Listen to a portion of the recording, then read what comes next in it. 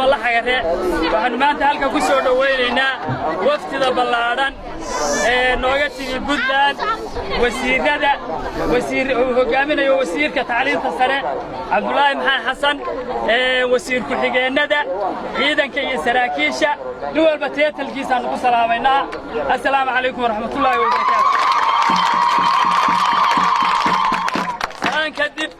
waxaanu idiin sheegaynaa waxaad timaadeen mandaqadiinnii waxa u timaadeen dadkiinnii waddanku waa nabadgelyo wax dhibaato ah oo ka jira ma jiraan waad aragtaan hooyooyinka carruuraha odayaasha waayeelka ardayda intuba waxay idinku soo dhoweynayaan gacmo furan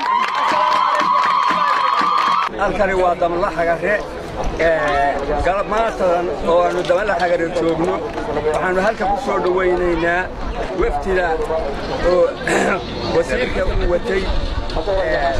waxbarashada Puntland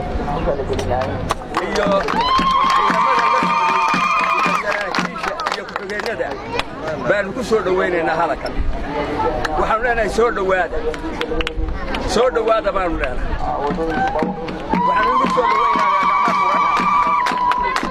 waxaanu soo dhaweynaa gurigiinii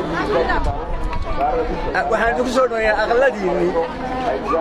waxaanu ku soo dhaweynaa hantidiinii wixii aad lahaydeen meeshan baanu ku soo dhaweynaynaa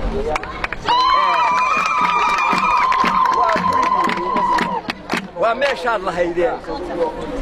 waa hooyooyinkiin iyo aabbayaashiin iyo carruurtiinni baanu ku soo dhaweynaynaa galabta Damla Xagare waxaanu ku soo dhaweynaynaa wasiirka waxbarashada iyo hidaha iyo tacliinta sare ee maamulka Puntland wasiir ku-xigeenada saraakiisha taliyaha qaybta gobolka Highland iyo baran madaxda la socota dhammaan wafdiga oo soo dhaweynaynaa halkan waxaan nabadgelyo ka jirta imtixaanada si fiican ay u socdaan anigoo ah maamulaha dugsiga hoose dhexe sare ee damalaha garre imtixaanaadkii shahaadiga ahaa sidii loogu talagalay ay u socdaan si degan wanaagsan nidaamsan ay u socdaan maanta waxaa noo dhammaaday imtixaankii fasalka 8aad waxaa noo hadhay oo weli socday imtixaankii dugsiga sare ee fasalada foomfoorada halkan waxay xarun ahayd oo ku geliyey oo isugu yimi iskuullada fugu fuliye iyo damalaha garre dugsiga dhexe ee fugu fuliye dugsiga dhexe damalaha garre dugsiga sare ee fugu fuliye dugsiga sare ee damalaha garre intuba halkan ay wada joogaan halkan imtixaanka ku gelayaan si fiican ayuu ugu socdaa alxamdulillah magaalada damalaha garre ee sida quruxda badan noo soo dhaweysay dadka rabadaanta waqtigaa taagnaa oo habluu ka mid yihiin odayaashu ka mid yihiin waxgaradku ka mid yahay dhallinyaradu ka mid tahay runtii aad iyo aad baan ugu hambalyaynaynaa sida sharafta leh annagu waa gurigayagii aan soo booqannay waa nala ku soo dhowaynayaa ma odhan karo laakiin waa la kala mudan yahay cid kasta ee timaadda maamuuska waa mudan tahay laakiin waa gurigayagii horena ugama maqnayn ee aan maalin kasta soo booqanaynay horena isaga warhaynay haddana aanu nimi weeye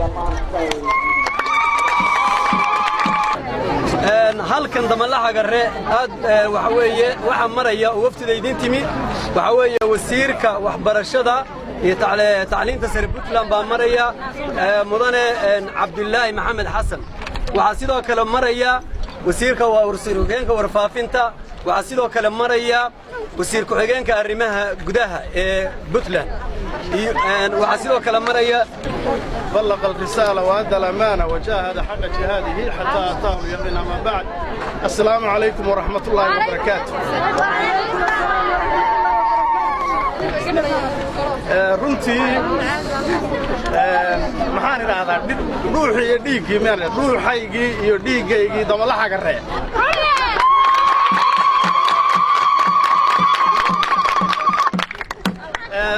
aad iyo aad boqolkiiba 500 waa mahadsantihiin idin oran maayo damalaha garre waa igu soo dhawaynaysaan laakiinse damalaha garre waa wada leenahay waa isku soo wada dhawaynaynaa marka idinkuna xilligaas aad aragtaan oo la joogo waqtigaas 3 iyo 4 oo salaadii casar ma malaynayo in hadda laga baxay ama laguba jiro iyo kulaylahaas inkastoo kulaylku aanu dhibayn waxaan aad iyo aad hambalyo iyo wanaag iyo dawladnimo idinka wadnaa dawladda Puntland ee uu hogaaminayo Dr. Saciid Cabdullaahi Deni